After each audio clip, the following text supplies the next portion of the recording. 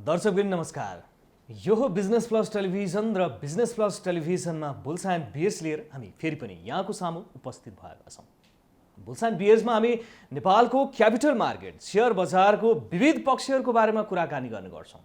विभिन्न विशेषज्ञहरूसँग कुराकानी गर्ने गर्छौँ, बजार विश्लेषकज्यूहरूसँग कुराकानी गर्ने गर्छौँ र लामो समयदेखि निरन्तर रूपमा बजारमा लगानी गर्दै आउनुभएका लगानीकर्ताहरूसँग पनि कुराकानी गर्ने गर्छौँ। के छ अवस्था, बजारलाई कसरी राम्रो ढङ्गले अगाडि बढाउन सकिन्छ, धितोपत्र बोर्डले गर्नुपर्ने काम गरिरहेको छ कि छैन, नेप्सेले आफ्नो सिस्टममा कस्तो तदारुकता देखाइरहेको छ अथवा त्यसमा कतिको समस्या आइरहेको छ, यावत पक्षहरूलाई खेलाएर त्यो समाधान निकाल्ने प्रयत्न पनि हामी गर्ने गर्छौँ। र आज हामी कुरा गर्दैछौँ एकजना लगानीकर्ता हुनुहुन्छ जो लामो समयदेखि नेपालको क्यापिटल मार्केटमा लगानी गर्दै आइरहनु भएको छ। उहाँ हुनुहुन्छ नानी बाबु खरेलज्यू। उहाँसँगको कुराकानी आज अलिकति विशेष हुन्छ किनकि उहाँले लामो समयदेखि भोग्दै आउनु भएको र अहिलेको वर्तमान अवस्थामा नेपालको क्यापिटल मार्केट कस्तो सिचुएसनमा छ र लगानीकर्ताहरू कसरी अगाडि बढ्दाखेरि चाहिँ अब राम्रो तरिकाले अगाडि बढ्न सकिन्छ भन्ने कुरा हामी खोज्ने प्रयत्न गर्ने छौँ आज। र उहाँलाई हामी स्वागत गरौँ। यहाँलाई हार्दिक स्वागत छ। हजुरलाई लगायत यो संस्थालाई पनि मेरो चाहिँ न्यानो र नव वर्षको शुभकामना टक्र्याउँदै हजुर अनि सुरुवात गरौँ। हजुर अब हामी त सिधै सेयर बजारमै प्रवेश गर्छौँ। हजुर, यहाँले लामो समयदेखि सेयर बजारमा एकदम एक्टिभली लागिराख्नु भएको छ। 1.5 दशकदेखि सेकेन्डरी मार्केटमा लगानी गर्दै आइराख्नु भएको छ। यहाँको थोरै अनुभव सुन्न चाहन्छौँ हामी, यहाँले बजार प्रवेश गर्दाको अवस्था र आजको अवस्था। म त सुरुवात तराईको चाहिँ सिराहा जिल्लाबाट हजुर यो ठाउँमा आइपुगेँ। सिराहामा चाहिँ 62-63 कलिकता तराईमा जातीय चाहिँ भेदभावको कुरा आयो। त्यसपछि त्यहाँ मलाई अलिकति समस्या भएपछि त्यहाँबाट निस्केर यहाँ आएँ र मेरो इष्टमित्रहरू पनि सेयर बजारमा चाहिँ काम गर्न सुरुवात गर्नुभएको रहेछ। उहाँहरूले चाहिँ मलाई डोर्याएर चाहिँ यसो लानुभयो, ल तपाईँ पनि यो सेयर मार्केटमा प्रवेश गर्नुहोस् न भन्नुभयो। सेयर मार्केट भनेको त हामीले जङ्गलको सिंहलाई मात्रै सेयर भन्थ्यौँ। यहाँ सेयर भन्ने बित्तिकै डर लाग्छ, के छ कस्तो सेयर हो भनेर भनी मैले ठट्टा गरिरहेको भयो उहाँहरूलाई। उहाँहरू हाँस्नुभयो। मैले त त्यति मात्रै बुझेँ, त्यही बोलेँ। अनि यो सेयर बजार भनेको चाहिँ यो ब्याङ्कको चाहिँ नि सेयरहरूलाई चाहिँ नि सानो टुक्रा टुक्रा गरेर बिक्री गर्ने ठाउँलाई चाहिँ यसलाई सेयर बजार भन्छन्। जुनसुकै कम्पनीका नि मार्केटमा ल्याइसकेपछि त्यसलाई चाहिँ नि पार्ट्स गरेर बिक्री गर्ने चाहिँ सेयर बजार भन्छ। यो यस्तो हो भन्नुहुन्थ्यो। पछि हुँदै गएपछि केही 5-6 महिना 3-4 महिनामा उहाँहरूसँग पछि लाग्दै गएँ। मैले सेयरमा प्रवेश गरिनँ त्यतिखेरसम्म। बुझ्ने प्रयत्नमा गरेँ। उहाँहरूले चिया खान जाउँ भन्नुहुन्थ्यो। ल त जाउँ त चिया खान जाउँ भन्थेँ। अनि मैले चाहिँ लाज लाग्थ्यो उहाँहरूले खुवा चिया खानलाई। मैले पैसा तिर्न जान्थेँ। होइन तपाईँ प्रवेशै गर्नुभएको छैन, मेरो चिया पो खाने त, तपाईँलाई हामीले सिकाउँदैछौँ डोर्याउँदैछौँ। त्यसपछि तपाईँ यहाँ पसिसकेपछि त तपाईँलाई सधैँ खुवाए पनि हामी सधैँ खाइदिन्छौँ, अहिले नखुवाउनुहोस् भन्नु पनि भयो। अनि मैले बिस्तारै अलिकता सानिमा ब्याङ्क किनेँ, अलिकता चाहिँ सिद्धार्थ ब्याङ्क किनेँ, अलिकता एनसिसी ब्याङ्क किनेँ। अनि त्यस्तै किसिमले गर्दै अनि सुरुवात भयो मेरो। हुँदै जाँदा अनि मेरो एकजना 10 नम्बरका ब्रोकर हुनुहुन्थ्यो खरेले। उहाँले चाहिँ मलाई के भन्नुभयो भने, बन्धु तपाईँ त ट्रान्सपोर्ट लाइनको मान्छे, तपाईँसँग त पैसा होला, तपाईँले चाहिँ यहाँ सेयरमा लगानी गर्नु पऱ्यो। यो एउटा चाहिँ नेपाल सेयर मार्केट फाइनेन्स भन्ने एउटा चाहिँ छ। त्यसको मार्केट हिजोसम्म चाहिँ 300-400 थियो। हुँदै आज चाहिँ तपाईँको 1690 पुगिसक्यो।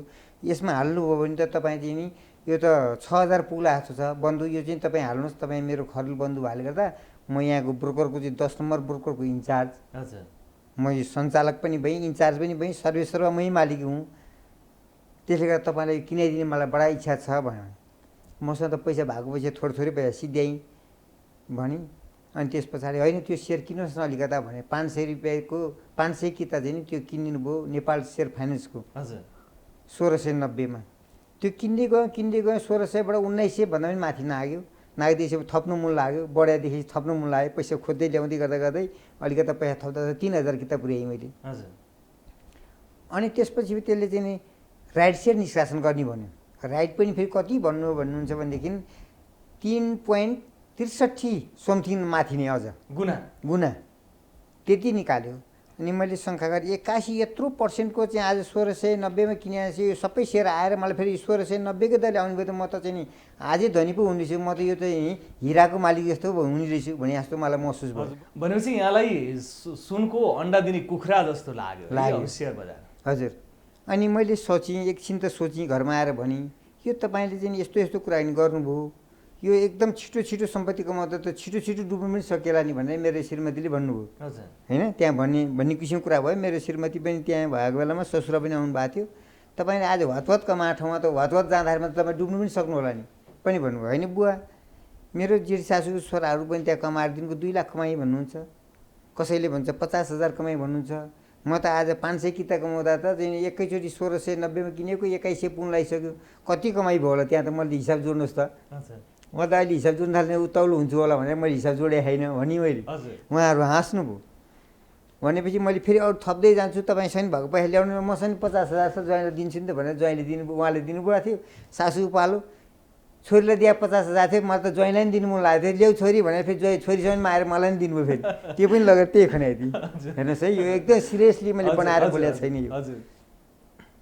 हुँदा हुँदै हुँदा त जति छिटो उम्ल्यो त्यति छिटो नै त्यो सेल आयो। अब तपाईँको त्यो चाहिँ नि सेयर त्यसपछि के भयो? त्यो सेयर के भयो? यहाँले राइट सेयर खानुभयो कि भएन? त्यो राइट सेयर मैले भरेँ। राइट सेयर भर्छु भनेर त्यहाँ जाँदा जाँदै मलाई चाहिँ राइट सेयर भन्ने बेलामा के भयो भने थप्दा थप्दै अरूले पैसा माग्न आयो। राइट सेयर भर्नु मलाई सम्भवै भएन त्यतिखेर। राइट सेयर भर्न जाँदाखेरिमा पनि मलाई कतिपय साथीहरूले के भन्यो, यो तपाईँलाई नभरे पनि हुन्छ कि जस्तो लाग्यो भने 1-2 जनाले भने। त्यो पनि भन्नु, त्योभन्दा सस्तोमा अर्को सेयर पनि आउनु। राइट सेयर भर्ने म्याद त बाँकी नै थियो। त्यही पनि मैले राइट सेयर अलिकता भर्छु भनेर गएँ। त्यो दिन रोकेँ। गर्दा गर्दै त्यो त घटेको राइट सेयरको मुखमा आउँदा पनि घटेको गऱ्यो। अनि मैले सोचेँ यत्रो सेयर छ, राइट सेयर भर्दा पनि मेरो चाहिँ 3-4 लाख जान्छ, अब म चाहिँ यसमा नभरु गरे भने। अब 3000 किताको चाहिँ नि राइट सेयर भर्नु पर्यो, 2300 किताको राइट सेयर भर्नु पर्यो, त थुप्रो 3000 भन्दा पनि माथि हुने भयो, 6000 भन्दा पनि माथि हुने भयो भने त 5-10 लाखै खोज्नु पर्ने भयो। भनेपछि मैले चाहिँ नि यस्तो भयो, के गर्ने होला, घटे चाहिँ भने घटे भए नहाल्नु भने मिसेसको कुराहरू। त्यो सेयर मूल्य कतिमा आइरहेको थियो त्यो राइट सेयर दिँदै गर्दा त 2100 पुगेको सेयर घट्दै 1600 बाट आयो, त्यसपछि 1300 मा सम्म पनि घट्दै आएर ठ्याक्कै चाहिँ नि तपाईको राइट सेयरको अन्तिम दिनसम्ममा त 1100 मा आइपुग्यो। 1100 आइपुग्यो। यानी त्यो 2100 पुग्दाखेरि बेचौँ जस्तो लागेन? बेचौँ जस्तो लाग्यो। मैले फेरि कस्तो बठाइ गरेँ भने युनाइटेड फाइनेन्समा त्यही सेयर लगेर गरिदिन्छु भने त्यही वीरेन्द्र खरेल हाम्रो 10 नम्बरको ब्रोकर थिए। उहाँले भन्नु त्यो सेयर लोन पाइन्छ नि बन्धु, 50-60% अहिले तुरुन्तै दिन्छु कागज लगेर राख्ने बित्तिकै भने। मैले त ब्याङ्कको त्यो सेयर लोन भन्ने जानेकै छैन भने म जान्छु भन्नुभयो। ल जाउँ भयो भने गएको, जाने बित्तिकै तुरुन्तै कोइराला दिने सर्भिस कोइराला भन्ने हुनुहुँदो रहेछ त्यहाँको लोन अफिसर। अहिले नाम ठ्याक्कै कति छिटो आइहाल्यो।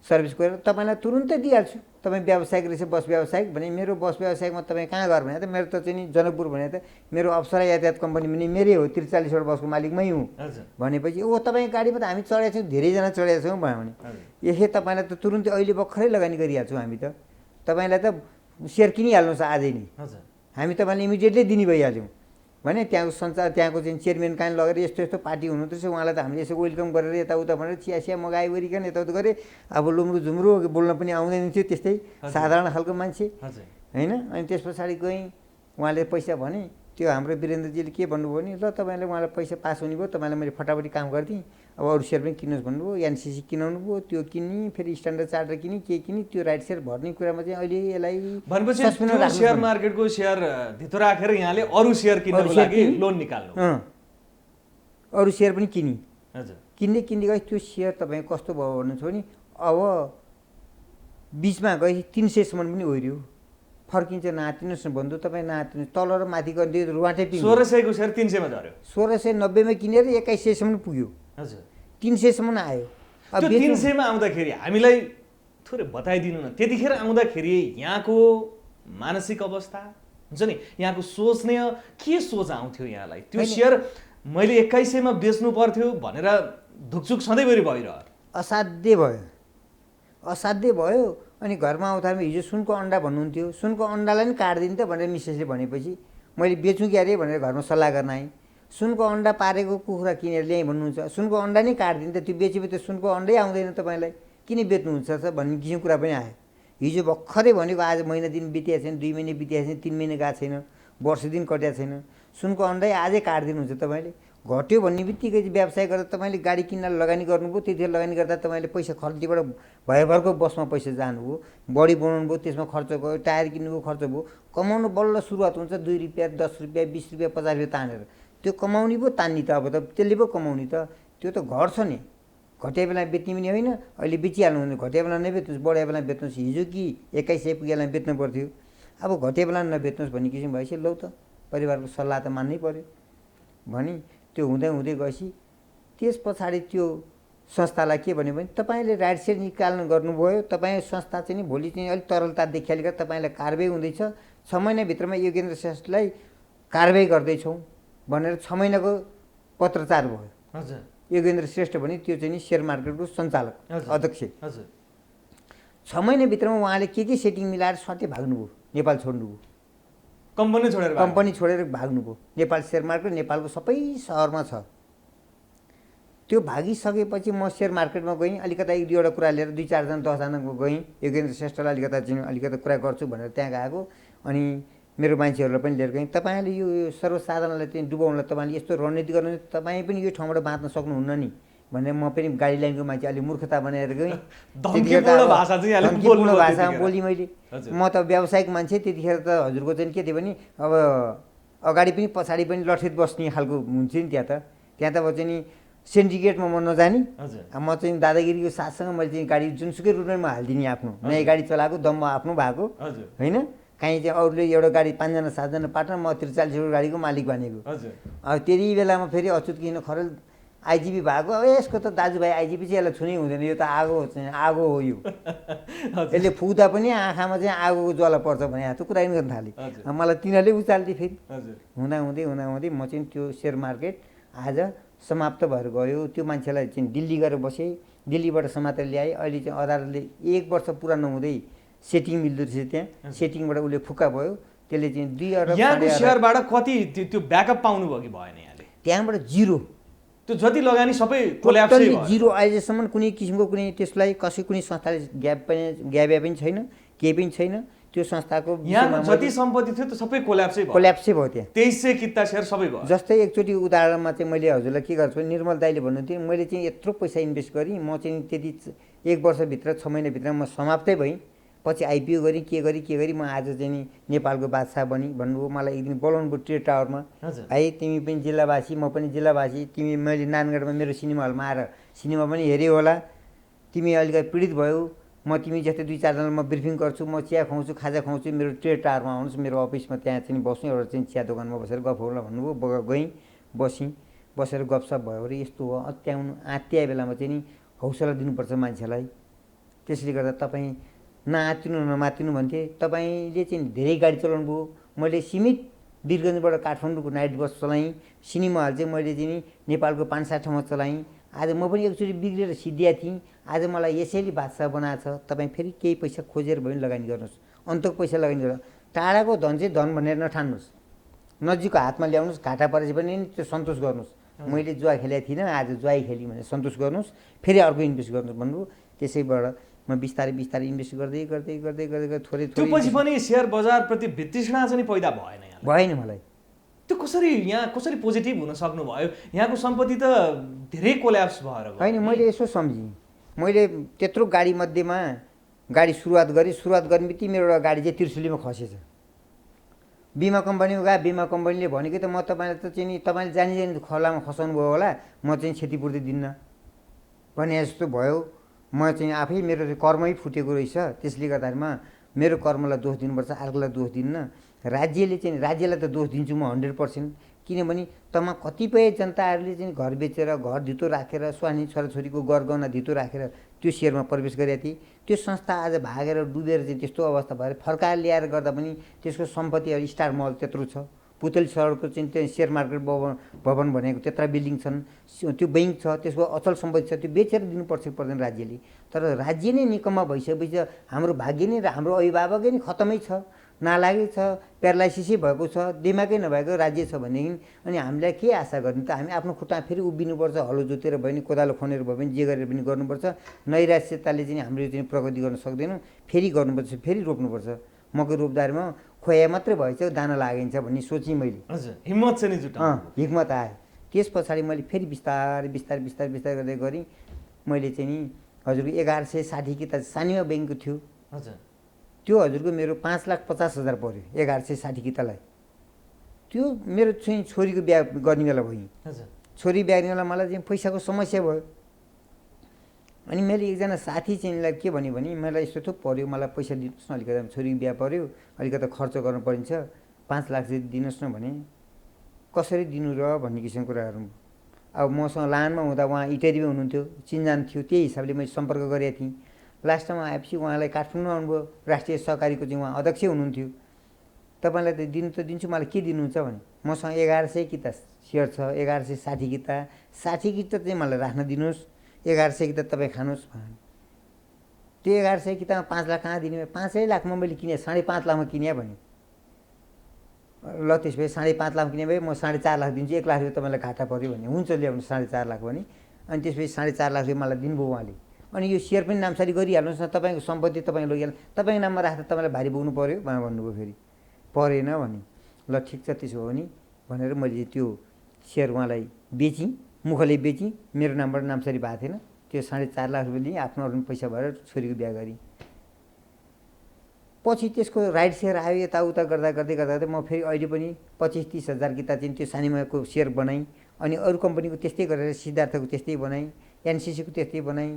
त्यो सबै ब्याङ्कहरूको मात्र म ब्याङ्कपट्टि मात्रै लागेँ। भनेपछि सुरुमा समग्रमा हामी जानु पर्दाखेरि हजुर सुरुमा यहाँ डुब्नु भयो, हजुर सेयरबाट चुर्लुमै डुब्नु भयो, सम्पत्ति जति लगानी गर्नु भएको थियो त्यो कोल्याप्सै भयो, शून्यमै भयो, कति पनि आएन। प्रतिफल खाने त कुरै छोडौँ, त्यो नाफा हुँदा बेच्न सकिएन, पछि कोल्याप्सै भयो। त्यतिखेर पनि यहाँले कभर अप गरेर अगाडि बढ्नुभयो, फेरि पनि सेयरमा इन्भेस्ट गर्नुभयो, त्यसपछि आजको सिचुएसनमा यहाँ आइपुग्नु भएको छ। भनेपछि सेयर बजार के रहेछ? म त तमाम मेरा सेयरका साथीहरूलाई के भन्न चाहन्छु भने म यो सेयर बजारमा पस्दाखेरिमा यस्तो अवस्थामा थिएँ, यस्तो अवस्था पनि मैले गुजारेँ, यस्तो अवस्थामा कि दयनीय अवस्था पुगी, आज खाउँ के, भरे खाउँ के, मिठो परिवारलाई लगेर मिठो तरकारी के खुवाउँ भन्ने नसक्ने अवस्था पनि भएँ। त्यही पनि दुःख जिलो यताउता त्यसो यताउसो गरेर पनि मैले चाहिँ नि फेरि सेयरमै पसेँ, अर्को ठाउँमा गइनँ। मलाई आगोले पोल्या घाउ, आगोमै सेक्छु भन्ने उद्देश्य राखेँ। मन चाहिँ कठोर बनाएर फेरि पसेँ। पस्दै आज चाहिँ नि साथीभाइहरूको पैसा लिएको पैसा दिँदै गएँ होइन, त्यही बेच्थेँ, अलिकति प्रफिट भयो, अर्को किन्थेँ, त्यो साथीलाई तिरिहाल्थेँ। यहाँलाई सुरुमा लाग्यो होला मान्छेहरूले जुवा घर भन्थे, साँच्चै जुवै रहेछ यो जस्तो पनि लाग्यो होला? होइन, भन्न त भन्थे, तर जुवा घर चाहिँ भने तर मेरो पैसा चाहिँ यसमा हालेको, मैले त जुवा खेलेको थिइनँ होइन, अनेक किसिमको अनैतिक काम पनि गरेको थिइनँ। तर पनि मैले जुवै जस्तो गरेर त्यहाँ पस्दाखेरिमा चाहिँ सुनकै अन्डा दिन्छ भने मैले प्रशंसा गरेँ। मेरा चाहिँ नातेदार आउँदा पनि सन्ना एकदम चाहिँ नि रिस्पेक्ट छ। यहाँ सासू ससुराले पनि पैसा दिएको मान्छे फेरि त्यो फिर्ता गर्न सकेकै थिइनँ। हजुर, त्यो चाहिँ तपाईँलाई भइगयो, तपाईँलाई अहिले अवस्था अलिकति त्यस्तो छ, तपाईँ खुट्टा टेक्नुहोस् भनेर भन्नुभयो। त्यसको पनि आधार भयो, त्यो फिर्ता गर्न नपरेले गर्दाखेरिमा पनि। अनि हुँदै गर्दाखेरि अब म बैङ्कको सेयरहरूमा साथीहरूले के भन्छ नि, त्यस्तो अवस्थामा पुगेर पनि म आज यस्तो अवस्थामा पुगेँ। स्वस्थानीय भन्थेँ, मैले साथीहरूलाई भन्थेँ स्वस्थानीय पनि गोमाले चाहिँ यस्तो गरिन्, नवराज यस्तो गरेँ, नवराजको आमाले यति दुःख पाइन्, 7 वर्षकीले 70 वर्षको बुढासँग पनि बिहा भए, त्यस्ता गर्ने त्यो चाहिँ कलिलो उमेरमा श्रीमान पनि खसेर मरे, रुखबाट खसेर मरे, यस्तो भएको थियो। म त्यो रुखबाट खसेर मरे भन्दा पनि ठुलो पहाडैबाट खसेर मरेँ। अलिकति प्राण थियो, प्राण बाँचेर पनि म आज यो अवस्थामा आएँ। तपाईँहरू धैर्यता नगुमाउनुहोस्, धैर्यता राखिराख्नुहोस्, आँट बलियो बनाउनुहोस्। हामी नाङ्गे जन्मेर आएको, नाङ्गे मर्ने हो, यही धरतीमा खेल्नुपर्छ, यही माटोमा लडबिड गर्नुपर्छ। सेयर भनेको यस्तो चिज हो, हाम्रो नजरमा पारदर्शी तरिकाले खेल्ने हो। खेल्दै जाँदा कहिले लड्छ पनि चिप्लिन्छ नि, हिँड्दै सम्मु बाटोमा पछि बाटोमा चिप्लिन्छ, कहिलेकाहीँ मोटरसाइकल पनि, हामी पनि कहिलेकाहीँ चिप्लिन्छौँ। त्यो चिप्लिन्छ भनेर त्यो बाटो हिँड्न छोड्नु हुँदैन। त्यो त चिल्लो नहुँदा धुलोले आँखा पोलिन्थ्यो, अहिले चिल्लो हुँदा चिप्ल्यौँ, त्यो एकपल्ट चिप्लिनु भनेदेखि हाम्रो यो बाटो चाहिँ एकदम निरन्तर रूपमा हिँडिराख्नुपर्छ। त्यो बाटै छोडियो भने एकै ठाउँमा स्टप भइन्छ। स्टप हुनु चाहिँ भएन। निरन्तर भने गाडी गुडेर छ स्पिडमा, गाडी गुडेर त्यो 1 घन्टामा पुग्ने बाटोमा गाडी पुगेर बसिसक्यो, हामी 1 घन्टापछि त्यो गाडी सँगसँगै हामी त्यही ठाउँमा नि हामी पुग्न सक्छौँ। त्यसले गर्दा हाम्रो गाडी चाहिँ निरन्तर चाहिँ अविरल चलिरहनुपर्छ, हामी सेलाउनु हुँदैन। त्यसले गर्दाखेरिमा मैले देखेको चाहिँ दिगो व्यवसाय भनेको चाहिँ ब्याङ्क हो।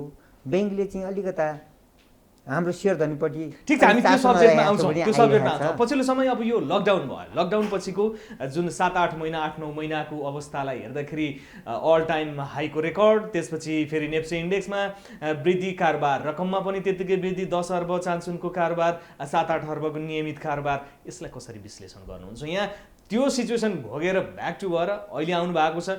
अहिले निरन्तर रूपमा वृद्धि मात्रै देख्नु भएको छ 8-9 महिनादेखि नेपालको सेयर बजार। यसलाई कसरी विश्लेषण होइन, गर्नु? मैले अघि पनि अलिकति सर्टकटमा भने क्या, निरन्तर अविरल बग्दछ चाहिँ नि इन्द्रावती भनेको थियो। हामी अविरल त्यही गन्तव्यमा हिँडिरह्यो भने गन्तव्यमा पुग्न सक्छौँ।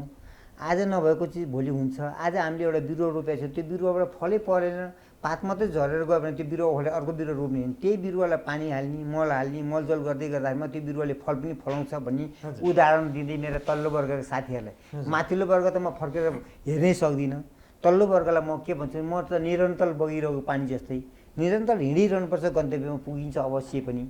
म त्यस्तो अवस्थामा सिद्धिएको थिएँ, टुस भएको थिएँ। टुस भएर फर्केर आएर पनि म आज चाहिँ तपाईँको तमाम मेरा सेयर साथीहरू, म 41 नम्बर ब्रोकरमा पुगे पनि मेरा 41 नम्बर ब्रोकरका साथीहरू सबैले मलाई घेर्छन् कि तपाईँ अभिभावक हो हाम्रो लागि, तपाईँले हामीलाई ज्ञान गुण दिनुहुन्छ, तपाईँ नातिनुहोस् भन्नुहुन्छ, यस्तो भन्नुहुन्छ 38 मा पुग्छु त्यसै भन्नुहुन्छ, 10 मा पुग्छु त्यसै भन्नुहुन्छ, 19 मा पुग्छु त्यसै भन्नुहुन्छ, 29 मा पुग्छु पनि त्यस्तै किसिमले साथीहरूले घेर्नुहुन्छ, बस्नुहुन्छ, गफ गर्नुहुन्छ। मेरो चिया खाइदिनुहुन्न हजुर, आज मेरो तर्फबाट चिया खाइदिनुहोस् न भन्नुहुन्छ। गुरु बनिसक्नु भएको मलाई चाहिँ उहाँहरूले सबैले चिया खाइदिनु, म चिया खाँदै मलाई आफूलाई असर गरेको मलाई त्यसो भए कालो चिया मात्रै खुवाउनुहोस् भन्छु, अनि कालो चिया खान्छु, त्यस्तो गर्छु। अनि मैले के भने मैले सम्पत्ति कमाइनँ, मैले के भने इष्टमित्र साथीभाइले के भन्छ सबैलाई भन्छु, तपाईँहरू नआत्तिनुहोस् है, सानोमा पस्नुहोस्। जन्मिनेबित्तिकै बच्चाहरू कोही छ भनेदेखि तपाईँहरू आइपिओमा जानुहोस् है, 10 किताब पढ्छ। मैले त्यो ट्राफिकरलाई बोलाएर भन्छु, त्यहाँ बानेश्वरमा म प्राय गरेर त्यहीँ बसिरहेको हुन्छु, ट्राफिकर भाइहरू यता हो भन्छु, मलाई किन भाइहरू बोलाएको, हामीलाई त सर भन्छन् सबैले भन्छ। तपाईँ एकजनाले चाहिँ त्यस्तो मुख लगाउनु भयो, अरू त त्यसो भने होइन। तपाईँलाई मैले एउटा उपदेश दिनु खोजेँ, म 60 कटिसकेको छु, उपदेश दिनु खोजेको। तपाईँहरू प्रहरीको कर्मचारी रिटायर भएर 20 वर्षमा रिटायर हुँदाखेरिमा तपाईँको पेन्सन पाउँदाखेरिमा 20,000 देखि 25,000 पाउनुहुन्छ। तपाईँहरूले आजैबाट 1,000 प्रत्येक सेयरमा आइपिओमा यो प्राइमेरी सेयरमा 1,000 भर्नी गर्नुहोस्, खातामा पैसा राख्नुहोस्। पहिलाको जस्तो लाइन बस्नु पर्दैन। हामीले धेरै सुविधा भोगेका छौँ, हामीले दुःख भोगेका छौँ। आज तपाईँहरूलाई सुविधाको लागि हामीलाई ढाडमा पनि भाँटा हानेको थियो, र हनुमान सिंहदरबारभित्र पनि चौरमा दिनभरि पनि बाँधेर राखेको थिएँ, अनि चौरमा सुताएको थिएँ, हामीले खाँदै नखाइकन पनि। त्यस्तो कष्ट गरेर आज चाहिँ यस्ता चाहिँ अनलाइन सिस्टम आए। त्यो अनलाइन भनेको कुरा अहिले म बुझ्दिनँ, तपाईँहरूले बुझ्नु भइसक्यो भने यस्तो सुख पाउने दिन आएको छ। तपाईँले 1,000, 2,000, 5,000 खाता खोल्नु, तपाईँको बच्चा जन्मिएको छ भने बच्चाको जन्म दर्ता गर्नुहोस्, श्रीमतीको पनि बिहा भएको छ भने श्रीमतीको बिहा दर्ता गर्नुहोस् र खोल्नुहोस्, आइपिओ गर्नुहोस्। तपाईँ आज 20 वर्षपछि तपाईँ पेन्सन खाने बेलामा 20,000, 25,000 पेन्सन खाने बेलामा तपाईँहरूलाई त्यतिखेरको अवस्था त्यो 1,000को सेयर जोडेर जाँदा 20 वर्षपछि जाँदाखेरिमा प्रत्येक महिनामा चाहिँ नि तपाईँलाई 1 लाख रुपियाँ महिनाको तपाईँलाई त्यहाँबाट पेन्सन जस्तो आइन्छ भने, अनि तपाईँले मलाई चाहिँ के भन्नुहोस् भने त्यतिखेर चाहिँ नराम्रो शब्द प्रयोग गर्नुहोस्। तपाईँ यो एउटा चाहिँ मेरो आशीर्वाद। भनेपछि सुरुमा हामी आइपिओबाट सुरु गर्नु पर्यो, आइपिओ चाहिँ छोड्नु भयो। यहाँको मेन थिम त्यही हो। मेरो सम्पूर्ण तल्लो वर्गलाई चाहिँ तलतिरको मसिना साथी जन्मिएका साथीहरूलाई सेयरमा जो प्रवेश गर्न खोजिरहेको छ, सेयरमा प्रवेश गर्नेलाई मैले भर्खर जन्मसिद्धि चाहिँ नि नागरिक भने जस्तै मैले उहाँहरूलाई भन्छु। हुन त मभन्दा पाका हुन्छन्, मभन्दा विद्वान हुन्छ। मैले अहिले चाहिँ अनलाइन जान्दिनँ भने उहाँहरूले अनलाइन जानिसके जन्मिनेबित्तिकै बच्चाले भने उहाँहरूलाई मैले के भन्छु भने तपाईँहरू चाहिँ सानो पुँजी छ भने आइपिओबाट आउनुहोस्, प्राइमेरी सेयरबाट आउनुहोस्। तपाईँ 20 वर्षमा तपाईँ हेर्नुहोस् कि तपाईँको अवस्था कस्तो हुन्छ भने तपाईँको सन्तानकै नि परिवर्तनै फरक हुन्छ। तपाईँले आज जन्मिनेबित्तिकै बच्चालाई आइपिओ चाहिँ नि भराइदिनु गर्नु, तपाईँ बिहा खर्च र पढाइ खर्च त्यसैले 20 वर्षपछि सबै त्यसले डिग्री पढ्न सक्छ। अब सेकेन्डरी मार्केटमा चाहिँ कसरी जाने? कोही अलिकति पुँजी लगानी गर्न खोज्दैछ, अब धेरै ज्ञान छैन, थोरै ज्ञान छ, सेयर बजार बढेको देखेको छ पछिल्लो समय 8-9 महिनादेखि, हो सेयरबाट त हुँदो रहेछ, अब म त अन्य सेक्टरमा लगानी गर्दिनँ, अब सेयरमै जान्छु। त्यो लगानीकर्तालाई यहाँको के सुझाव? त्यो लगानीकर्तालाई त मैले के भन्छु, सबभन्दा पहिला गर्ने के त्यसले? अब त्यो लगानीकर्तालाई म के भन्छु भने तपाईँहरूलाई चाहिँ तपाईँको त्यसरी जसरी आइपिओमा चाहिँ तपाईँ परेको सेयरहरू छ, तपाईँले हिजो 100 रुपियाँमा पाएको सेयर 10 कितालाई 1,000 रुपियाँ परेको सेयर, त्यो तपाईँको 10,000 आयो भनेदेखि तपाईँले त्यो 10,000को सेयर बेचेर अब तपाईँ सेकेन्डरी पनि पस्न सिक्ने गर्नुहोस्। अब त्यो बेचेर फेरि सेकेन्डरीमा अर्को नयाँ किन्न पर्यो। अब किनभने तपाईँको त त्यो 1 महिनामा त अहिले त 5वटा 7वटा 10वटा पाइपलाइन छ। हजुर, आइपिओको अहिले त चिट्ठा सिस्टम जस्तो भइसक्यो। 10 किता पढ्नु पनि एउटा भाग्यको चिट्ठा जस्तो भइसक्यो अहिले। पहिला तपाईँको यही तामाकोसी नै भन्नुहोस्, अरू कुनै पनि संस्थाका भन्नुहोस्, आइपिओ बिक्री हुँदैन थियो। आज त तपाईँको 10 किताब पढ्नु भनेको भाग्यमानले मात्रै पायो भने जस्तो हुन्छ। भनेदेखि उहाँहरूलाई मैले के भन्छु भने पैसा बचेको पैसाले चाहिँ तपाईँले सेयरमा पस्नुभयो भने तपाईँले खुत्रीकोमा राख्नु पर्दैन। पहिला खुत्रीकोमा राख्ने गर्नुहुन्थ्यो, आज त्यो सेयरमा लगानी गर्नुभयो भने अटोमेटिक बढ्छ। वर्षमा डिभिडेन्ड ब्याङ्कमा खाता ब्याङ्कै सेयर किन्यो भने वार्षिक 10% मात्रै घटेको कुनै ब्याङ्कले दिँदैन। वर्षको 10% त्यही बोनस पनि दिन्छ। त्यसको चाहिँ राजस्व तिर्ने पैसा पनि त्यहाँबाट 5% थपेर त्यहाँबाट त्यो पनि दिन्छ। अझ राम्रो प्रगति भएको ब्याङ्क भयो भने त जस्तै नबिल ब्याङ्कले त तपाईँको चाहिँ 30-35% नै चाहिँ बोनसै खुवायो भने त्यस्तो राम्रो प्रगति भएको चाहिँ आफ्नो साथी सर्कलसँग नजिकको छरछिमेकीसँग ज्ञान गुण लिएर सिकेर पत्रिका हेर्न जाने छ भने पत्रिका हेरेर कसैले पढिरहेको छ भने यसो अध्ययन गरेर अध्ययन गर्नेसँग कस्तो होला त के पढ्नुभयो हजुरले भनेर सोध्ने। मैले सेयरको विषयमा पढेँ, सेयर भनेको के रहेछ, त्यसले के फाइदा दिन्छ, बेफाइदा के छ, फाइदा के छ, यसमा पस्दा के हुन्छ, पस्दा प्रतिफल के पाउँछु मैले भन्ने किसिमको सोधेर तपाईँहरू यसरी यसरी आउनुहोस्, यसरी गर्नुहोस् भन्ने म चाहिँ नि बिहानदेखिको म 10 बजेबाट म चाहिँ 5 बजीसम्म साथीहरूसँगै बसेर यसरी नै गर्छु। हजुर कम्पनी अब यहाँको अनुभवले लामो अनुभव, कम्पनी डुबेको अनुभव पनि छ, सबभन्दा पहिला सुरुमै छिर्दाखेरि डुबेर कोल्याप्स भएको अनुभव पनि छ। अब कम्पनी छान्ने चाहिँ कसरी होला भन्ने सबैभन्दा महत्त्वपूर्ण समस्या चाहिँ त्यहाँ जान्छ। अब 220-30वटा कम्पनी रजिस्टर छन्। अब त्यत्रो कम्पनीबाट आफूलाई चाहिने 2-3वटा कम्पनी छान्नु छ, लगानी गर्ने कम्पनी। अब त्यो कम्पनी छान्ने बेलामा चाहिँ के गर्ने? अब म आफूलाई त म कम्पनी छान्ने कुरा त मलाई आफूलाई अनुभव भएसम्मको आफूले गर्छु। मभन्दा तल्तीको साथीहरूलाई चाहिँ मैले भन्नुपर्दाखेरिमा चाहिँ तपाईँहरूले बुझ्नु भएको छ भनेदेखि त्यस्तो कम्पनी छान्नुहोस् कि त्यसले विगतमा कति प्रतिफल दिएको थियो, बोनस कति प्रतिफल नगद दिएको थियो, त्यसको चाहिँ नि अगाडिको ब्याकग्राउन्ड कस्तो छ त्यसलाई अध्ययन पनि गर्नुहोस्। होइन भने कोही जानेको अनुभवी साथीहरूलाई सल्लाह गर्नुहोस्, त्यो सल्लाह सुझाव लिएर तपाईँ अगाडि बढ्नुहोस्, त्यसले प्रतिफल राम्रै दिन्छ। कहिलेकाहीँ चिप्लिने भन्ने कुरा त स्वाभाविकै हो, घरमै चिप्लिन्छ, बाथरुममै चिप्लेर मर्या भन्ने पनि रेकर्ड छ भने हामी त्यो सेयर बजारमा कहिलेकाहीँ चिप्लिन्छौँ त त्यो जान्दा पनि ओभर जान्ने भने पनि तपाईँ चिप्लिन्छ। कहिलेकाहीँ बढी बाटो भएको 10 बिल्डिङ पर्छ, लाटो चाहिँ 1 बिल्डिङ पर्छ भन्छन्, त्यो सेयरमा कहिलेकाहीँ त्यस्तो पनि पर्न सक्छ। त्यसले गर्दाखेरिमा म चाहिँ साथीहरूलाई भन्छु यो कहिल्यै पनि यो सेयरमा पस्दाखेरिमा तपाईँलाई लस हुँदैन। अनुभव साथीहरूसँग बोटल्नुहोस्, आफू पनि बोटल लिनुहोस्, पत्र पत्रिका पनि हेर्नुहोस्, पत्र पत्रिका हेर्ने मान्छेसँग सोध्नुहोस्, त्यस्तो किसिमको न्युजहरू पनि सुन्ने गर्नुहोस्। म चाहिँ उहाँहरूलाई यो सल्लाह दिन्छु। अब ट्रेडर बन्ने कि इन्भेस्टर बन्ने भन्ने ठुलो समस्या त्यहाँ अर्को आउँछ फेरि। कुनै कम्पनीमा डिभिडेन्ड खाने गरी इन्भेस्ट गर्ने कि अथवा ट्रेडिङबाट चाहिँ नि अब तुरुन्तै सेयर मूल्य वृद्धि भयो बेचेर खाइहाल्ने। अब यो के चाहिँ गर्ने होला?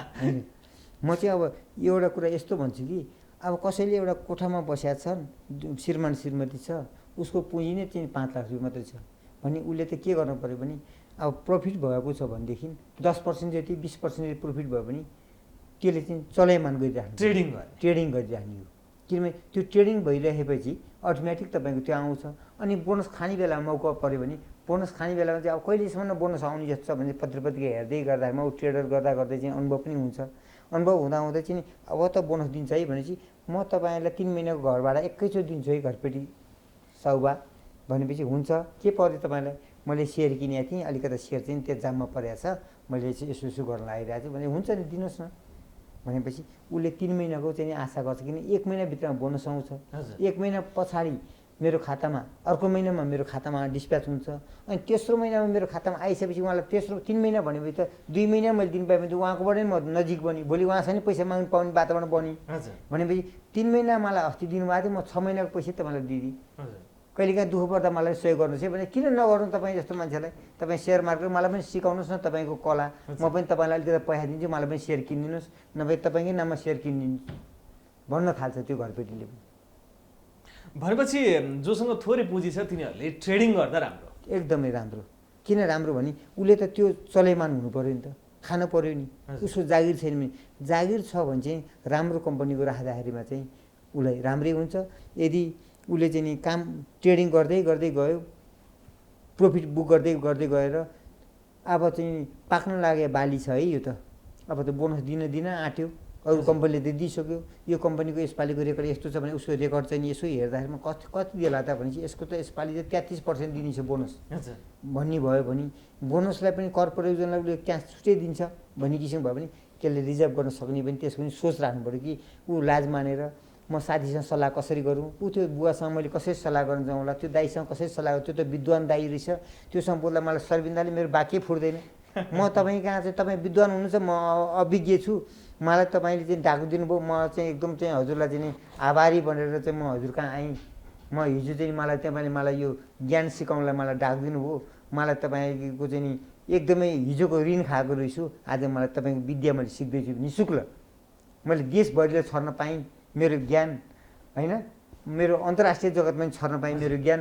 तपाईँलाई धेरै धेरै धन्यवाद छ, तपाईँले मलाई डाक दिनुभयो, म कहिले तपाईँको ऋणी रहेछु, आज मलाई तपाईँले मलाई ऋण चुक्ता गर्न म आएँ भनेर चाहिँ नि तपाईँले मलाई यसरी गरिदिनु भएको छ, म त तपाईँप्रति कति आभारी छु भनेर मैले भन्ने मौका पनि पाउनु पऱ्यो नि। त्यस्तो पनि हुनुपर्छ क्या मान्छेमा। म तपाईँसँग सोध्न आएँ बुवा के गरौँ होला भनेपछि धेरै मान्छेहरूसँग परामर्श लिनु पर्यो, हामीले धेरै मान्छेसँग बुझ्नु पर्यो, अध्ययन गर्नु पर्यो कम्पनीको बारेमा, के छ कसो छ, त्यो कम्पनीको इपिएस कस्तो छ, त्यो कम्पनीले विगतमा कति डिभिडेन्ड दिएको छ, क्यास डिभिडेन्ड दिएको छ कि बोनस सेयर दिएको, यी यावत कुराहरूलाई चाहिँ हामीले ध्यान एकदमै दिइराख्नु पर्यो। एकदम हजुरको म सेयर बजारमा गएँ भनेर सेयर बजारमा स्क्रिन मात्रै हेरिनँ, साथीसँग नि हजुर बुवा एकचोटि हजुरसँग सल्लाह गर्न पाउनु भन्छन् त्यो महिलाहरू। मलाई चाहिँ कस्तो लाग्छ भने ती महिलाहरूले आएर सल्लाह गर्छन्, राति फोन गर्छ, बुवा हजुरलाई मैले फोन गर्दा घरमा म्याडमले डिस्टर्ब गर्नुहुन्न भनेर सोध्छन् कि। अनि मलाई तपाईँको महिलाको नि फोन आउँछ नि किन होला भनेर भन्छ। अब महिलाहरू मसँग चाहिँ त्यहाँ बसेर सेयर किन्छन्, मलाई नआयो कहाँ आउँछ त। उहाँहरूले मैप्रति विश्वास गर्छन्। अब महिलाहरूले मलाई ल्याएर कहिले काहीँ बुवा मेरो हातले पकाएर सेलरोटी खाइदिनुहोस् न भनेर त्यत्रो मासमा आएर मलाई सेलरोटी लिएर आयो हजुरलाई भनेर भन्न आउँछन्। त्यो के मैले नखाइदिनु त? उनीहरूले खुसीले व्यक्त गरेर म हजुरले आज मलाई यहाँ डाक दिनुभयो, मलाई तातो पानी खुवाउनु भयो नि, यो त अमृत रूपी वचन दिनुभयो मलाई कि तपाईँले विश्वमा चाहिँ मेरो नाम प्रख्यात होस् भनेर तपाईँले ज्ञान गुण पनि दिनु, तातो पानी उमालेर यत्रो कष्ट गरेर टेबलमा सजावटसँग क्यामेराले कैद गर्ने गरी चाहिँ मलाई यसरी सम्मान गर्नु, म कति भाग्यमानी छु।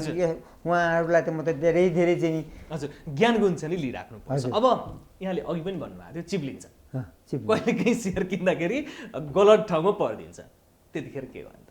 अब सेयर मूल्य घट्न थाल्यो कम्पनीको, अब हिजोसम्म बढ्ला भनेर किनेको, अब आफूले किन्यो सेयर मूल्य घट्न थाल्यो, घटेको घटै छ। अब त्यो अवस्थामा के गर्ने, हामीले होल्ड गरेर बस्ने कि होइन? अब म उहाँहरूलाई चाहिँ के भन्छु नि, उहाँको सेयर त्यत्तिकै सीमितै छ भनेदेखि नि चिप्लिनु खोज्छ, अब यो मार्केट तलै जान्छ भनेर त्यो अलिकति अनुभवी मान्छेले भन्नु थाल्यो भनेदेखि चाहिँ उहाँले त्यो बेच्ने, त्यसपछि 15 दिन पछाडि फेरि त्यो चिप्लिएर गएर 30% तल झऱ्यो बेला फेरि किन्ने, त्यो घाटामै बेच्दिने, घाटामै बेचेर फेरि अझ तल 30% भन्दा पनि 40% तल झऱ्यो बेला किन्नुहोस् है तपाईँ। किनभने त्यो 40% झऱ्यो बेला किनेपछि अति झरिसकेपछि फेरि अतिको त खती हुन्छ, फेरि फर्किन्छ, फर्केपछि फेरि तपाईँलाई 50% 60% पुग्यो भने तपाईँलाई पिकअप लिन्छ, तपाईँ चाहिँ त्यसरी फर्किनु। किनभने तपाईँको पुँजी थोरै छ, तपाईँ यसरी जानुहोस् है, त्यो चिप्लिन लगायो मार्केटलाई फेरि तपाईँ टपक्कै टिपिहाल्नुहोस्। होइन धैर्य धारण गर्न सक्ने क्यापेसिटी छ, अर्को सेयर खेल्नलाई तपाईँसँग पैसा छ भने चाहिँ त्यसलाई त्यहीँ छोडिदिनुहोस्। हजुर म चाहिँ त्यो सल्लाह दिन्छु। हजुर भनेपछि केही घाटामा पनि सेयर बेच्ने क्षमता राख्नु सक्नु पऱ्यो। यो मार्केट यतिसम्म तल झरिने जस्तो स्थिति छ भनेपछि त्यसलाई घाटामा बेच्ने, त्यसपछि त्यो लगातार चाहिँ तपाईँको 10 दिनसम्म घाटा परेपछि त 12औँ दिनपछि 11औँ दिनपछि त त्यो पिकअप लिनु पऱ्यो नि, होइन र? हिजो हाम्रो चाहिँ नि 1175 को मार्केट घट्दा घट्दा घट्दा घट्दा घट्दा घट्दा घट्दा घट्दा 291 आयो। त्यो टिक्न सक्ने मान्छे 291सम्म टिक्न नसक्ने कति गाडी चलाउँदै कसैको झ्यास्ट फोन आउँथ्यो ब्याङ्कको, ढगलको घोप्टो पर्दा झ्याक्कै मऱ्यो भन्ने समाचार सुन्न पाइयो। कतिपय त्रिशुलीमा हाम फालेर पनि मऱ्यो भने, कतिपय सुतेकै ठाउँमा पनि मऱ्यो भने, होइन कतिपयले पोइजनसै खाए पनि भने, बाँचेकोहरू त आज जागे नि, डडलुली पलाएको मुना जस्तो भयो सरर हराभरा छ, हरियाली छ। अब तपाईँले मैले चाहिँ त्यो 10 नम्बरमा एकचोटि 10 नम्बरबाट 29 नम्बरमा आएँ। यो 291 को मार्केट आज अब फर्किन्छ नि, तपाईँहरू याद गर्नुहोस् नि, म त यति उमेरको मान्छे, मैले बोलेको कुरा पुग्छ, यो त अकाट्य छ, तपाईँहरू धैर्य धारण गर्ने चाहिँ नटुटाउनुहोस् नि, बढ्छ तपाईँहरू नआत्तिनुहोस् भन्थेँ मैले।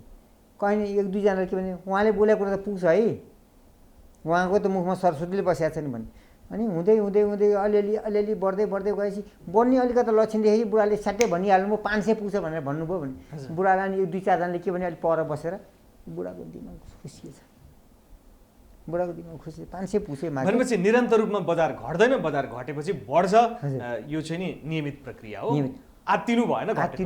त्यो 291 1175 मा 291 मा आएको मार्केट विष्णु पौडेलजी फेरि अर्थमन्त्री भइसकेपछि सुई फर्केर आएर 1881 मा आयो। हजुर कति भाग्यमानी विष्णु पौडेल पनि के हजुर जतिखेर पनि अल टाइम हाईमा उहाँ नै हो हाईमै आए होइन यो गर्न अघि पनि युवराज खतिवडा हुँदाखेरि बजार घटेको घटे उहाँ आउने बित्तिकै फेरि बजार हराभरा भइदियो फेरि विष्णु पौडेल 8 क्लास पढ्या भन्ने हजुर असक्षम भन्ने अनि हाम्रो चाहिँ नि विद्वान चाहिँ अर्थमन्त्री चाहिँ उहाँले चाहिँ यो चाहिँ यसको चाहिँ तपाईँको यस्तै हो यो मार्केट तपाईँलाई मैले डलरमा लगानी पो गर्ने भए भए तपाईँलाई प्रतिफल आउँथ्यो सेयरमा लगानी गरेर प्रतिफल आशा नगर्नुहोस् न तर यो सेयर बजारप्रति युवराज खतिवडाको चाहिँ ठ्याक्कै एन्टी विचार है विज्ञ भइकन पनि सेयर बजारलाई त्यति राम्रो पोजिटिभ रूपमा उहाँले लिन चाहिँ सक्नु भएन होइन उहाँले त के हेर्नुभयो भने माथिल्लो वर्गलाई मात्रै हेर्नुभयो कि उहाँले माथिल्लो वर्गलाई कसरी हेर्नुभयो भने तल्लो वर्गमा फर्किनु भएन म त तल्लो वर्गका मान्छेहरू हिजो चाहिँ सबै चुनाव घर घरमा चाहिँ नि घाँस काटेर ठाउँमा नि म घाँस काटिदिन्छु भारी बोकिदिन्छु हलो जोतिदिन्छु भनेर भोट मागेर आए उहाँलाई चाहिँ भोट पनि माग्नु परेन वडा अध्यक्ष पनि बन्नु परेन सदस्य पनि बन्नु परेन सांसद पनि नबनिकन सिधा अर्थमन्त्री ट्याक्कै अनि म कहाँबाट आएको भन्दा तपाईँले कहाँबाट आएको सोध्नु स्वर्गबाट आयो कि कहाँबाट आयो भनेर सोध्नुहुन्छ भने मैले चाहिँ त्यो अनसन बसेको बेलामा हाम्रो चाहिँ नि काङ्ग्रेसका चाहिँ नि विज्ञ र कार्कीजी अर्थमन्त्री हुनुहुन्थ्यो त्यो बेलामा चाहिँ त्यहाँ आउँदा अनसन बसेर सिंहदरबारमा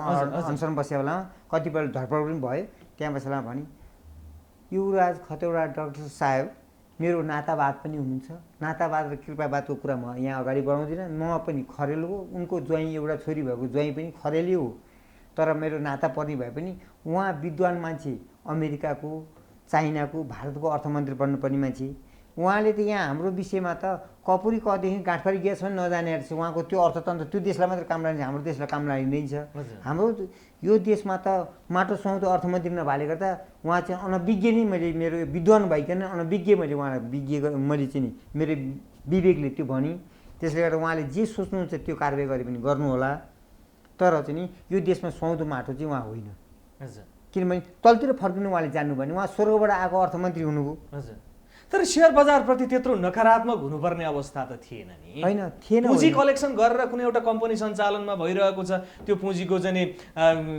सेयर चाहिँ जनताहरूले आदान प्रदान गर्छन् किनबेच गर्छन् त्यही आधारमा कम्पनीले दिने डिभिडेन्डका आधारमा सेयरको मूल्य वृद्धि हुन्छ नभए त सेकेन्डरी मार्केटको के जरुरी छ र 100 रुपियाँमा किनेको सेयर किन 2000 हाल्छस् भनेर अर्थमन्त्रीले भन्दै गर्दाखेरि त सेकेन्डरी मार्केटै कोल्याप्स गरिदिएर सबै कम्पनीको सेयर मूल्य 100 रुपियाँ गरेर डिभिडेन्ड कति दिन्छ त्यही खाए भइहाल्यो नि होइन मैले उहाँलाई नराम्रो दृष्टिकोणबाट पनि हेरेँ अर्थमन्त्रीजीलाई अर्थमन्त्रीजीले गर्न खोजेको त अन्तर्राष्ट्रिय जगतमा घुमेर अन्तर्राष्ट्रिय हेरेर अन्तर्राष्ट्रिय विद्वानको भाषामा पढे अनुसारले यहाँ युटिलाइज गर्नुभयो यो चाहिँ जमिनमा यसरी हाल्दामा यसलाई जमिनको उर्वरा जमिनमा नि यसरी रोकिनुपर्छ अर्थमा पनि यसरी रोकिनुपर्छ भनेर उहाँले लय चाहिँ विदेशी भाषामा लय पक्रिनु भयो तर यो धरतीको माटो अनुसारको यो धरतीको जनताहरू चाहिँ कस्तो पनि उयो भेडा बाख्रा जस्ता जनता भएकोले गर्दामा उहाँहरूलाई चाहिँ नि त्यो हिसाबले उहाँले जान्नु सक्नु भएन क्या उहाँ त के चाहिँ म घाँस काट्ने मान्छेलाई पनि नमस्कार गरेर भोट मागे होइन हलो जोती मान्छेलाई नमस्कार गरेर भोट मागे होइन सिधै प्रधानमन्त्रीजीलाई म त चिन्दछु हे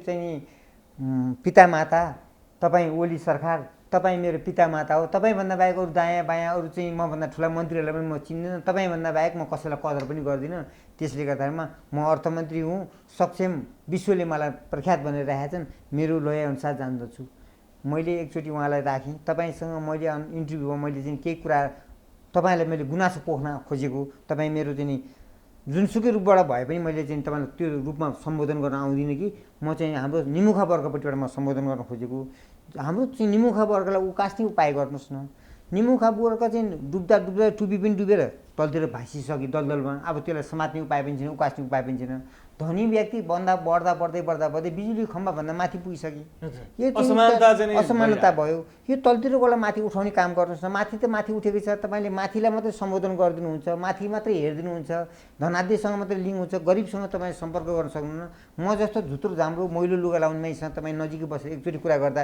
हामी आभारी हुन्थ्यौँ भाग्यमानी हुन्थ्यौँ किन ठिक छ अब खैर त्यतातिर त्यो एउटा विगतको पाटो भइसकेको छ यहाँले पटक पटक आन्दोलन गर्नुभयो है लगानीकर्ताहरू बारम्बार आन्दोलन गरिराख्छन् आन्दोलन गर्नलाई चाहिँ के छ भने हामी त पीडित भयौँ आफैमा तछाड मछाड गरेर विभिन्न सङ्घ खोलेका छन् त्यसपछि अब यो लगानीकर्ताको हक हितको लागि भन्दै राजनीति गरिरहेछन् भनेर एकजना लगानीकर्ताले यही चेयरमा आएर पनि भन्नुभएको थियो ठुलै लगानीकर्ता यस्तो नि हजुरको हाम्रो यो सत्य कुरा हो कि होइन होइन यो सत्य नै कुरा हो किन सत्य कुरा हो भने हामीले एउटाले चाहिँ त्यो पहिला लगानीकर्ता सङ्घ भनेर कसैले खोलेकै थिएन। लगानीकर्ता सङ्घ साथीहरूले चाहिँ नि हितको लागि खोल्नुभयो। त्यो खोल्न थाल्ने बित्तिकै कम्पिटिसनमा मैले पनि खोल्नु पऱ्यो, यो ब्रोकरबाट अब हामी पनि खोल्नु पऱ्यो भन्ने थाल्नुभयो। त्यो होइन, सबैले एउटालाई टेवा दिएर काम गर्नुपर्ने थियो। तर त्यो टेवा नदिएले गर्दा पनि अलिकता चाहिँ नि राज्यबाट पनि हेवा प्रवृत्ति भयो। त्यसले गर्दा माग त हामीले लिएर गयौँ, किनभने तलतिरको पिछडेको वर्गलाई पनि भोलि सुख होस्, नबुझेको मान्छेले बुझ्न पाओस्, नजानेको मान्छेले जान्न पाओस्। हामीले त दुःख गरेर यहाँसम्म आयौँ, हाम्रो मर्ने दिन आइहाल्यो। अब तिमीहरू पछिल्लो वर्गले पनि यो अनुभव बोटेर तिमीहरूले सुख शान्ति पाओस्। हामीले कमाएको सम्पत्ति हामीले कोट लाउन जानेको छैनौँ। मेरो छोराले चाहिँ कार किनेर हिँड्नुहोस्, म साइकल चलाउन जान्दिनँ भने मेरो छोराले कार किनोस् भन्ने उद्देश्य। भनेपछि समग्रमा लगानीकर्ता आफैमा विवादित छन् होइन, केही न केही मात्रामा छन्, राजनीति गरेका छन्, शेयर मूल्य घटाउन बढाउनका लागि चलखेल गरेका छन्, यो कुरा भन्न मिल्छ होइन? त्यसरी चाहिँ नभनौँ, त्यसरी चाहिँ किनभने अस्ति भर्खर एकजना लगानीकर्ताले के भनिदिनु भयो भने पछिल्लो टाइम बसिएको आमरण अनसन जो तिलक कोइरालाजी बस्नु भएको थियो त्यो सुनियोजित थियो, कुनै एउटा व्यक्तिका कारणले बसिएको थियो भनियो। अब 18 बुधे जे धितोपत्र बोर्डमा गएको छ, त्यो गलत हो? त्यो गलत भन्नु मिल्दैन। उहाँको विवेकले मैले यतिसम्म जानेको छु, यतिसम्म मैले चाहिँ नि तल्लो वर्गमा पीडा परेको छ, त्यो पीडालाई चाहिँ पीडा दूर होस् भन्ने उद्देश्य राखेर उहाँ जानुभएको। त्यसरी उहाँलाई त्यसरी भन्नुभयो भने त कोही पनि जाँगर लिएर चाहिँ त्यहाँ त्यसरी अनसन बस्नै पर्दैन थियो नि, बस्दैन थियो नि। उहाँले त जाँगर देखाएर तर सबै सङ्घ संस्थाले किन ऐक्यबद्धता जनाउन नसके? होइन, यो संस्था भनेको त कस्तो भने अर्काले चपाइदिने खाने, त्यही त भने नि मैले अघि नै। एउटा भेडाको माउ भिरबाट हाम फाले पनि समग्र भेडा नै हामी भिरैबाट हाम फाल्छौँ। त्यो आमरण अनसनै गलत भन्न सक्ने अर्को सङ्गठन कसरी हकितको लागि फेरि त्यो लडिरहेछ भन्ने त हामीले अर्को सङ्गठनलाई ल जसले आमरण अनसन बस्यो त्यो हकितको लागि लड्यो, तर अर्को सङ्गठन जो छ त्यसले त होइन त्यो त नियोजित हो भनिदियो। लगानीकर्ता आफै मिलेर गए पो धितोपत्र बोर्डले पनि एउटा निचोड निकालिदिन सक्छ। यही कारणले त हामी माथि पेलाइमा परेको छ नि। आज तपाईँको नेपाल सेयर मार्केट फाइनेन्सले आज त्यत्रो जनताहरूको घरबार विहीन बनाएर बसेको, राज्यले कानमा तेल हालेको छ।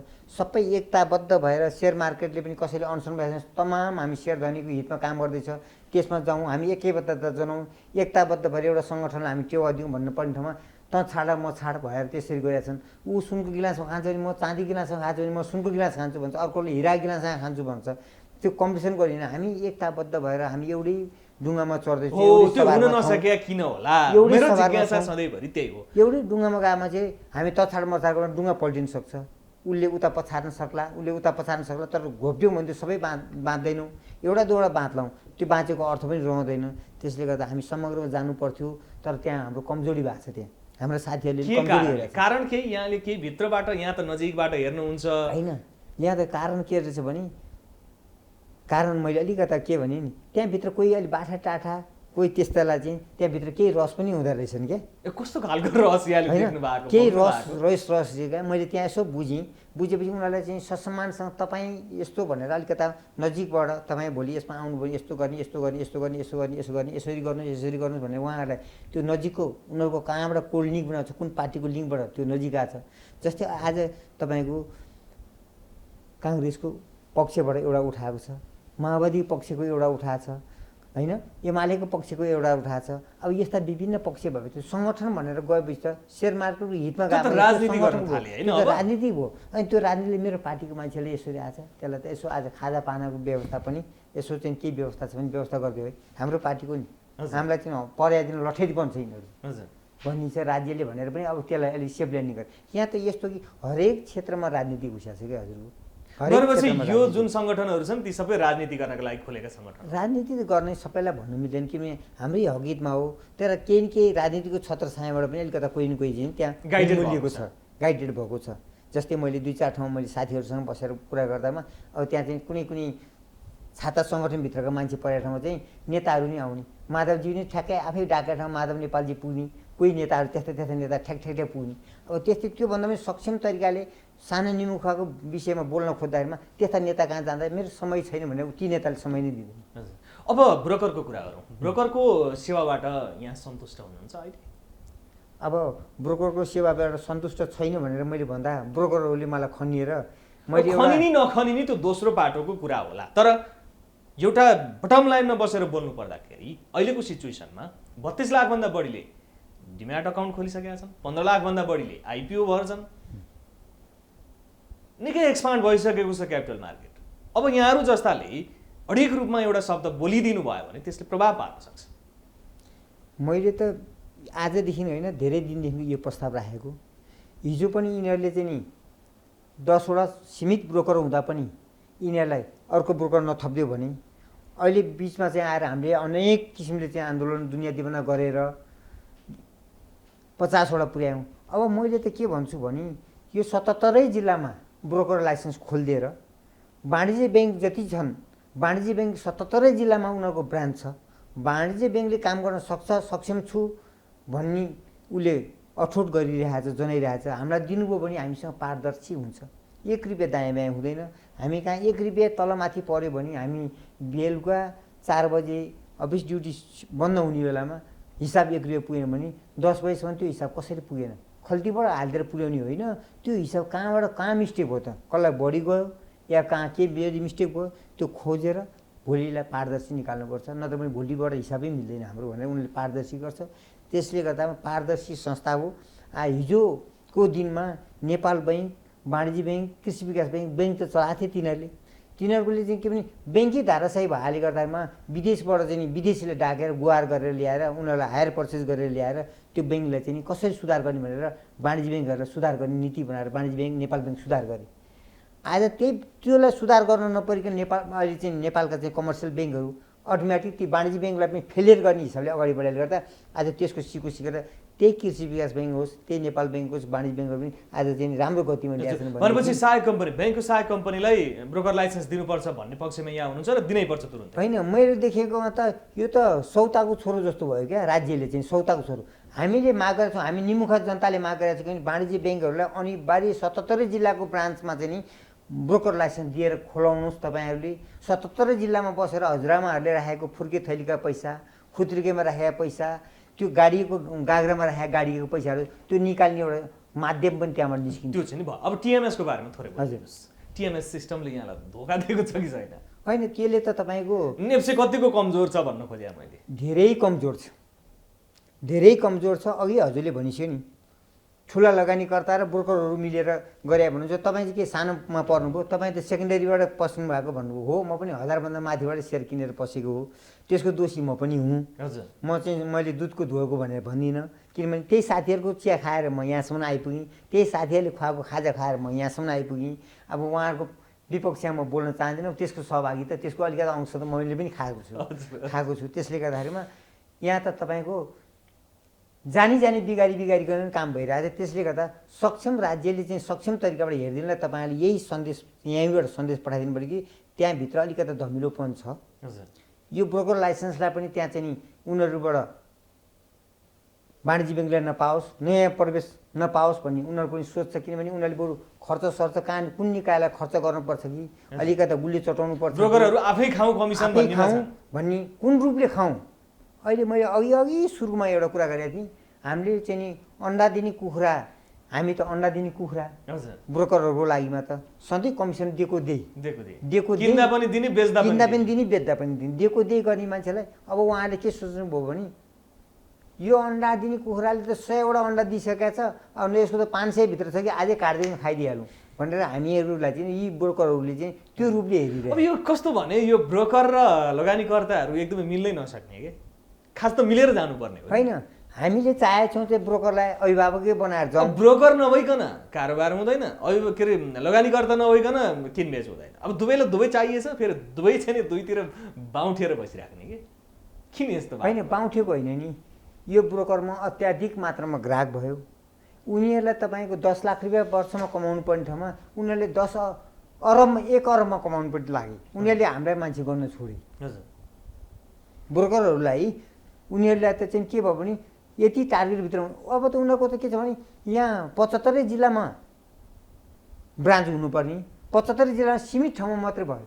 अनि त्यो ब्रान्च खोल्न पाउँदा पनि राज्यले के भने त्यो ब्रान्च खोल्न हामीले खोलिदिन्छौँ भन्यो भने हामीलाई खोल्ने इजाजत दियो नि, तिमीलाई गर्छु नि भित्रबाट। हामी नेपाल स्टक एक्सचेन्जको कुरा गर्दै थियौँ। स्टक एक्सचेन्जको जुन टिएमएस सिस्टम छ र त्यसको सुविधाबाट यहाँ सन्तुष्ट अर्को एउटा विकल्प जुन एक्सचेन्ज ल्याउनुपर्छ नेपालमा, अर्को एउटा स्टक एक्सचेन्ज चाहिन्छ भन्ने कुरा थियो, त्यहाँमा यहाँ सकारात्मक हुनुहुन्छ। म त तपाईँले यो कुरा चाहिँ सन्देश तपाईँले कोट्याइदिनु भयो, धेरै खुसी छु। किनभने यो बगलमा एउटा चाहिँ छ भने अर्को पनि यहाँ बगलमा छ भने हामीहरूलाई कदर हुन्छ। हजुर त्यही ब्रोकरमा जाँदा पनि। हजुर आज हामीलाई ब्रोकरमा जाँदाखेरिमा हाम्रो चाहिँ नि भ्यालु त्यति छैन हामी सेयर धनीलाई।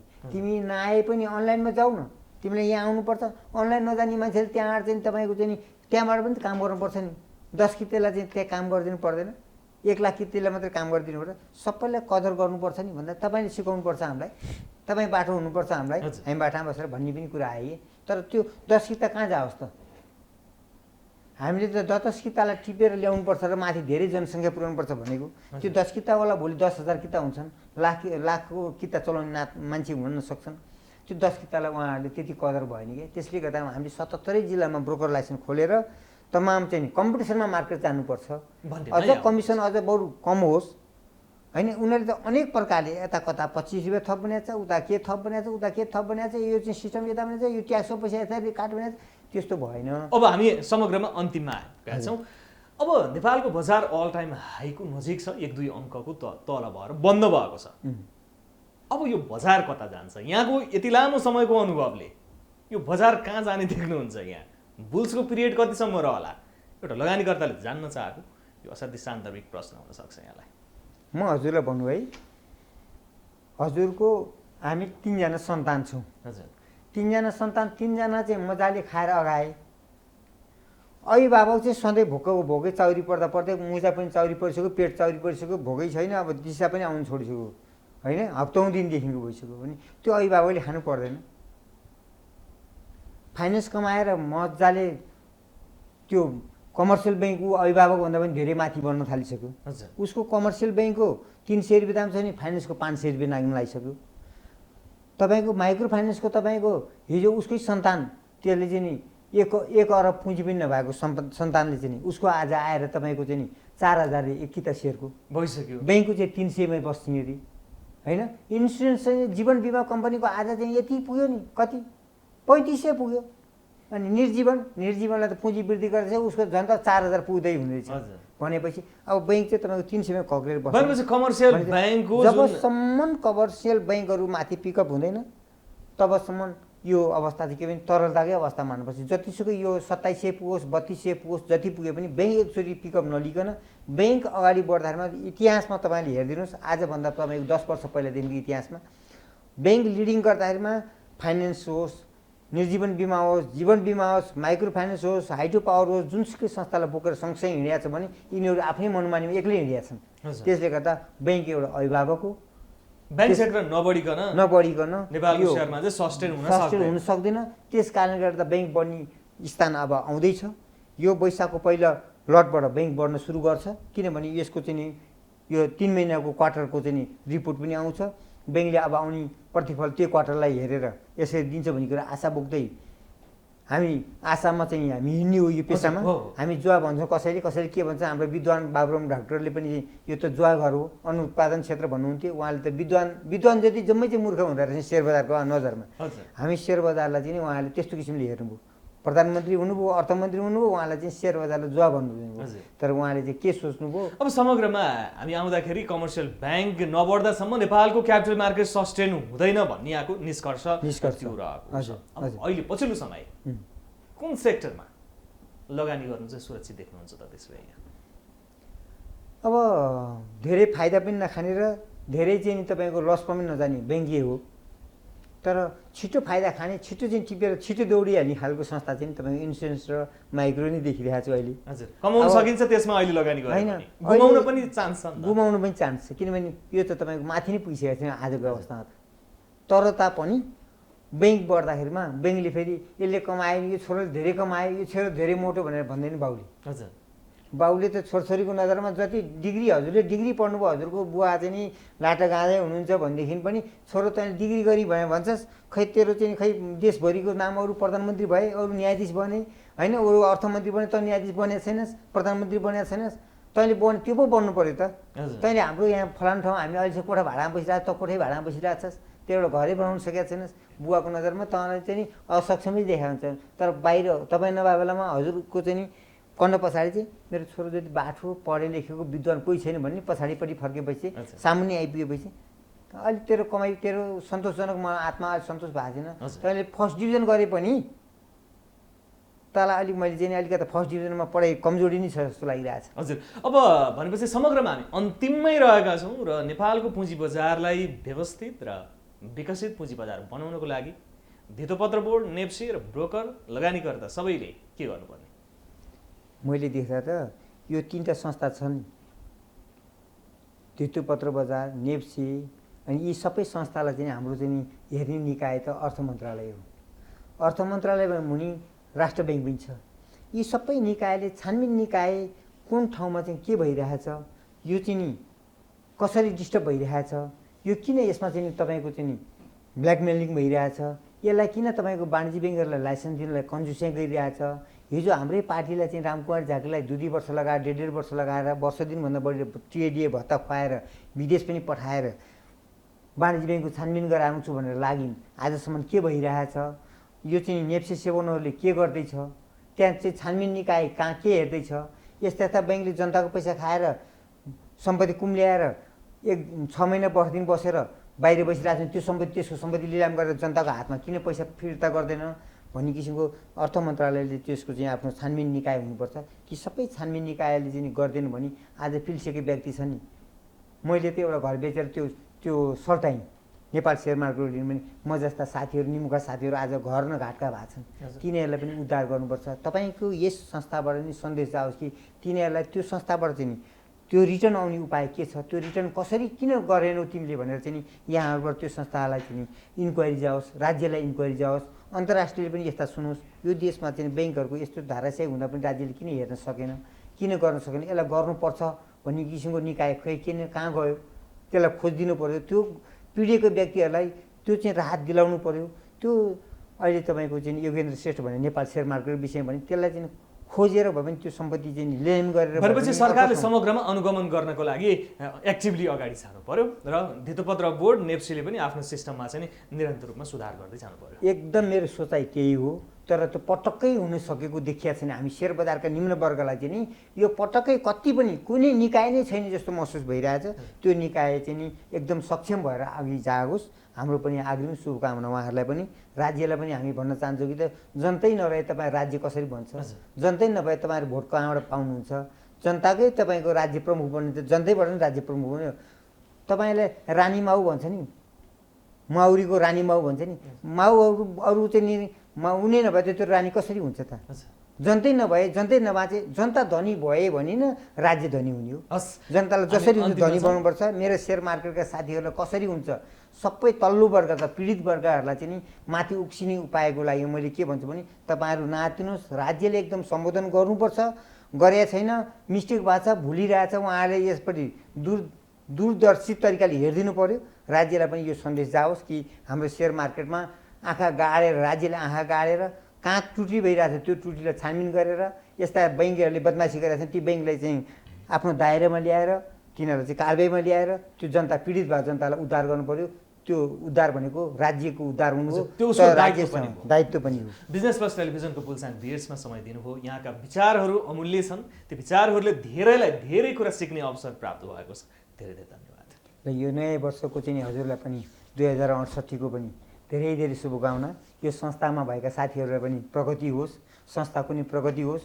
यो सन्देशहरू पटक पटक गरेर मैले अझै चाहिँ अरू पनि पटक पटक खोतल्ने मौका पनि पाऊँ र अनि हजुरले यो देश अन्तर्राष्ट्रिय जगतका हाम्रो शेयरधनी साथीहरूले पनि यस ठाउँमा आएर यो सेयर बजार भने यस्तो रहेछ, सेयर बजारमा इन्भेस्ट यसरी गर्नुपर्छ, सेयर बजारबाट यसरी सक्षम हुँदो रहेछ भन्ने किसिमको उहाँहरूले पनि बुझुन्। नबुझेकाले बुझ्नु पऱ्यो। तलतिरकोलाई राज्यले फर्केर हेर्नु पऱ्यो। डुब्ने मान्छे तलतिरका चाहिँ निमुखाहरू तलतिर भाषिएछन्, उकास्नु पऱ्यो राज्यले, माथि मात्रै फर्केर नहेरिदिउन्। मेरो चाहिँ यही सन्देश चाहिँ हजुरले पुर्याइदिनु होला भन्ने अनुरोध गर्दै नयाँ वर्षको धेरै धेरै शुभकामना राखिदिनु भयो। अति खुसी लाग्यो। दर्शकबिन आज हामीले कुरा गऱ्यौँ नेपालको क्यापिटल मार्केटमा के कस्ता समस्याहरू छन् र पछिल्लो समय लगानी गर्नको लागि कस्तो अवस्था रहेको छ। हामीसँग कुराकानी गर्नका लागि हुनुहुन्थ्यो नानी बाबु खरेलज्यू, जो लगानीकर्ता हुनुहुन्छ र विगत 1.5 दशकदेखि उहाँ नेपालको क्यापिटल मार्केटमा लगानी गर्दै आइराख्नु भएको छ र उहाँ प्रवेश गर्दाखेरि जे सिचुएसन आइलाग्यो, उहाँले जे कम्पनीमा लगानी गर्नुभयो त्यो कम्पनी कोल्याप्स भएर गयो, आजसम्म पनि उहाँले त्यहाँबाट कुनै पनि रिटर्नको कुरै छोडौँ इन्भेस्टमेन्ट पनि प्राप्त गर्नुभएको छैन भनेर आफ्नो एउटा गहिरो अनुभव पनि सुनाउनु भयो। त्यो अनुभवले यहाँलाई पक्कै पनि केही न केही जागरण गराउनेछ कम्पनी छान्नको लागि, कसरी हामी नेपालको क्यापिटल मार्केटमा प्रवेश गर्ने, कुन कम्पनीलाई कसरी लिने, यी यावत कुराहरू बुझ्ने अवसर तपाईँले प्राप्त गर्नुभयो होला भन्ने हाम्रो विश्वास रहेको छ। अर्को कुनै विषयका साथमा हामी अवश्य पनि आउनेछौँ। बिजनेस प्लस टेलिभिजन हेर्दै गर्नुहोला। Business plus, business first. नमस्ते।